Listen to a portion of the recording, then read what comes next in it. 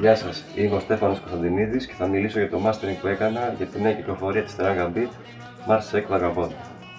Κάποιες ηχογραφήσεις, οι πρώτες το 1969, ήταν πολύ πιο δύσκολες από τις άλλες.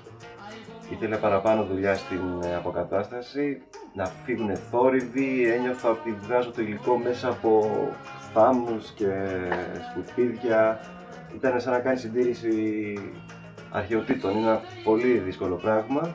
Σιγά σιγά όμως άρχισε να παίρνει ζωή με το απαραίτητο queuing, compression, κάποιους χώρους που κοίταξα καλύτερα να τοποθετήσω. Ένιωθα ότι αυτό το υλικό αναγεννόταν σιγά σιγά.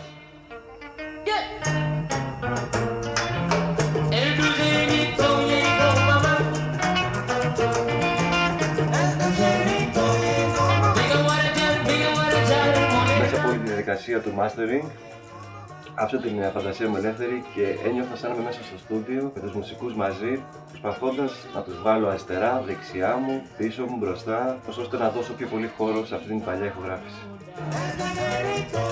Το υλικό αυτό έχει μια δυσκολία επειδή είναι πολυμελείς μπάντες, ακούς πολλά κρουστά να παίζουν ταυτόχρονα με πνευστά και αυτό που προσπάθησα να κάνω είναι να το κάνω το υλικό όλο πιο ανάγλυφο, δηλαδή να νιώθω το σαξοφωνίστα, να θέλω να το βγάλω πιο μπροστά, να του δώσω μια παρουσία και ταυτόχρονα να κρατήσω όλο το ρυθμό και τα κρουστά σε ένα καλό επίπεδο.